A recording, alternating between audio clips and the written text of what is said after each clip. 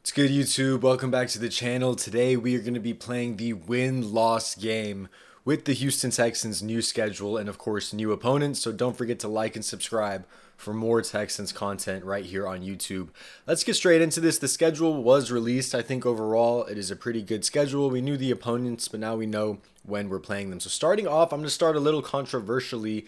I'm going to say that the Texans lose the first game of the season to the Los Angeles Rams. There's a couple of reasons for this. One, I think Stafford plays better than Stroud. Stroud obviously having a rough past season. I also think McVay outcoaches Nick Caley. Nick Caley was the Rams offensive coordinator, so on one hand, he might know what they're trying to do offensively. On the other hand, McVay might know what Caley's tendencies are and where he might try to attack him. Overall, I have to give it to McVay being the veteran coach and a really good coach. I also think the Rams pass rush, they have enough weapons on that pass rush to really give the Texans offensive line some trouble. And the Texans offensive line might struggle pretty early on in the season, and hopefully not, but they might even continue to struggle as well.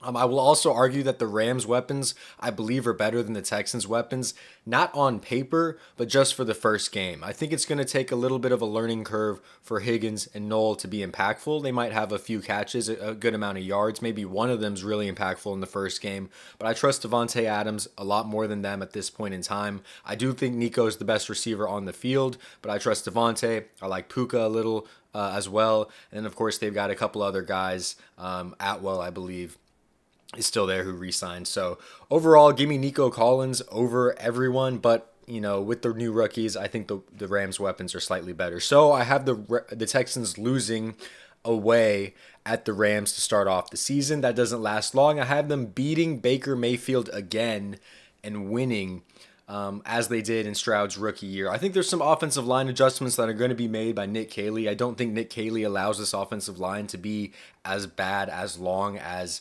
Bobby Slowick did, whether that's changing who plays guard or maybe throwing in Ariante Ursery. I also think this Texans defense overwhelms Baker. Baker did have like 40 touchdowns last season. He also led the league in interceptions with 16. So I think the defense overwhelms Baker Mayfield. I could definitely see that happening. Also, Chris Godwin's just getting off an injury last year, so maybe he takes some time to get in a rhythm. I don't even know if he's 100% playing, but I'm sure he is since they signed that extension. And so I do think Stroud outperforms Baker. I think the Texans offense looks pretty good as well. Maybe not so much Joe Mixon with Vita Vea right in the middle stopping runs, but I still think that the pass catching is good for the Texans at this point. And here we can talk about Nolan Higgins finally maybe making some impact in the second week. We can also, be on the lookout for Emeka Ibuka and Chris Godwin off that injury. Week 3, I think the Texans win. Win against the Jaguars. Defense overwhelms Trevor Lawrence. I think this is a good game for Joe Mixon to have. Yes, the D-line of the Jags is good. They do have Trayvon Walker, who hasn't lived up to expectations, but he's still decent. Josh Hines-Allen as well is there. So I do think the D-line might give the new Texans offensive line still some trouble. Texans offensive line still trying to figure some things out in Week 3.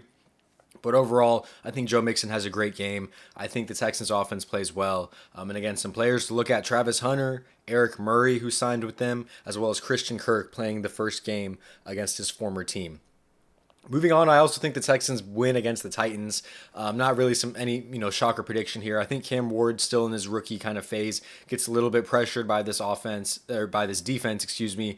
I do think the Texans offensive line continues to struggle again against another good defensive line in oh my gosh, I'm forgetting who they have, but they have those two big run stoppers, the really big guy, and then I'm forgetting the other guy's name, but the Titans defensive line is really good. They're able to stop the run. They're able to put up pressure in the middle. So overall, I think the defense carries us, and I think it's possible for them to do that, especially against a Titans team with a rookie quarterback. Keep your eye out for Cam Ward, Nico Collins, as well as Elick Iomenor, who kind of fell during the draft process. Moving on to Week 5, I think the Texans lose against the Ravens. The reality is you're 0-3 against the Ravens under DeMeco, so maybe you're thinking like, well, we've got to win one at some point, right? I just can't confidently say that the Texans can upset the Ravens after that terrible Christmas game where the only points scored were 2 from a safety. We haven't scored an offensive touchdown against the Ravens. We played them the first time, Stroud's first game ever, bunch of field goals. We played them in the division, or in the divisional game, or at the divisional wall game where we had a punt return for a touchdown, and it was 10-10 at half, but that's not an offensive touchdown. And then, of course, the only point scored on Christmas was a safety. So Lamar's better than Stroud at this point. The Texans fall short. Keep an eye out for Lamar, DeAndre Hopkins, and, of course, Malachi Starks, the rookie safety they drafted in the first round, who kind of fell to them. That's kind of annoying, but the Ravens are very good at drafting. I think the Texans get the win against the Seahawks, though. I think the Seahawks offense struggles. They have a new head coach. I do think Stroud is better than Darnold, and Darnold kind of showed really who he was at the end of this last season. Yes, he'll have 6 weeks to kind of prepare and get in the rhythm, and we'll know a lot more about Darnold, but overall, I don't think you're able to really, I don't think the Seattle's offense is good enough to shield Darnold from this Texans defense, and you don't really have like a good, interesting backup quarterback you can play. You have like Drew Lock and Jalen Milroe, but I don't see neither one of them playing by week 7, barring injury. I think the offense actually plays well against the Seattle defense. Keep your eye out for Sam Darnold, obviously the new quarterback. Gray Zabel as well, who was high on a lot of my board and a lot of people's boards for Texans offensive line help. Also keep your eye on Cooper Kupp, and I don't think Cooper Kupp is as big of a threat as he was earlier in his career. Definitely not. I think he's approaching that washed territory. So I do think the Texans get the win against Seattle. I also think the Texans win against the 49ers. The 49ers had a disappointing end of last season. Their Super Bowl window might be closing. They've had some departures. They just signed Brock Purdy to $53 million a year. They've signed Kittle. Look, I just think the 49ers had a very underwhelming draft class. I think they reached on a lot of guys defensively. The offense did not get much better from the draft class. I don't think Brock Purdy can put on the Superman cape like someone like Lamar can. I think the Texans defense plays extremely well and continues to pressure Purdy. We saw Purdy make some bad decisions at the end of last season. I also think this could be a vintage Mixon game as well with Joey Bosa, not Bosa. Sorry, a different Bosa. A good Mixon game. I also think Stroud plays pretty well, and the Texans get the win at home against the 49ers. I believe this is a Thursday night football game, or maybe it's a Monday night. I can't remember, but will be a good game. Also, keep your eye on John Weeks, the longtime Texans long snapper who's going to be playing for San Francisco.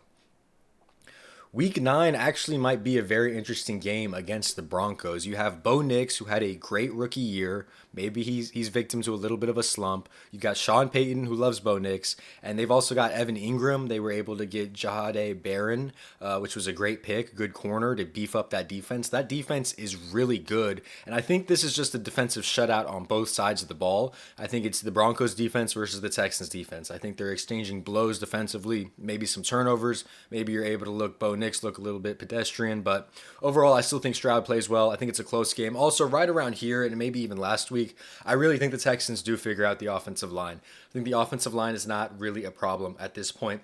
Still, I think this is a close game that the Texans ultimately get the better of. Moving down, let's talk about this Jags game. So it'll be Jags at Texans. So I have the Jags coming into NRG and winning. And look, there's always a game every season that's like this where it's like, why did we lose this? Last year it was against the Titans. Year before that, honestly, last year was against the Jets too, but we were, favored to lose that game. But, you always have a game where you just look at it and you're disappointed and you're like, well, why did this happen?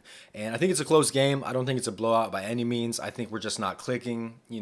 Like I said, every year there's a game where things just don't look amazing. And so I have the Texans losing to the Jags at home.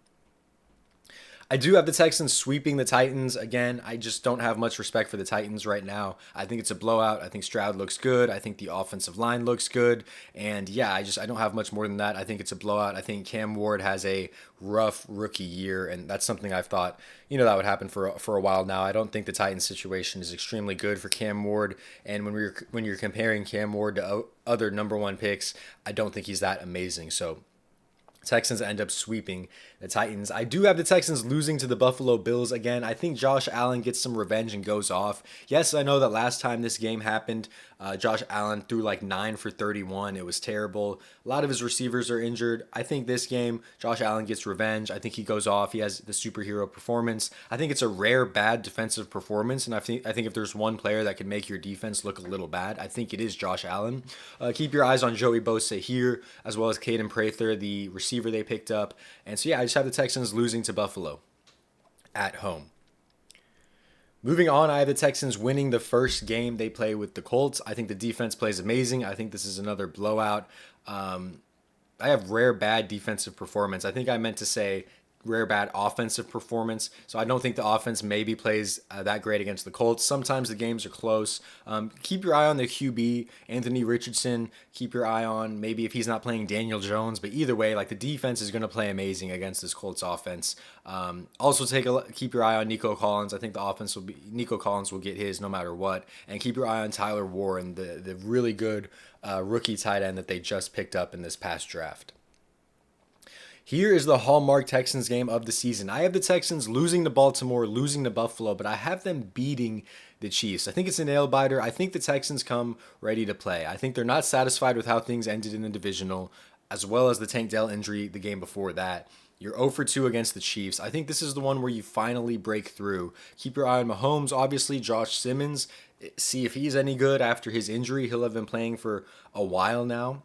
Provided he gets the start, which I think he does. Also, keep your eye on Kelsey. I think Kelsey is a little washed. I think that really shows up this season. It started to show up last season. I think D'Amico's really learned a lot on how to contain Mahomes as well as how to contain Kelsey. Also, now you're able to replay assist defenseless player hits, so I think that hurts Mahomes. And overall, I just think the Texans really mount up and get that win in Week 14 at the Chiefs in Arrowhead. I also think the Texans beat the Cardinals. Keep your eye on Marvin Harrison Jr. and Walter Nolan, their first round pick this year, as well as Will Johnson. Like the Cardinals actually had a pretty decent draft. Will Johnson fell to them due to injury, and Walter Nolan's a very good defensive tackle. So I do think Kyler maybe escapes the pocket a little bit like he's able to do. Last time we played the Cardinals in Stroud's rookie year, Stroud threw like 3 interceptions. We were still able to win. Like that can't happen. I think this looks like a very good game though, and I think the offense and the Texans defense is able to click and get the win over Kyler Murray. Moving on to the Raiders game, this might also be controversial. Look, I think the Texans lose to the Raiders.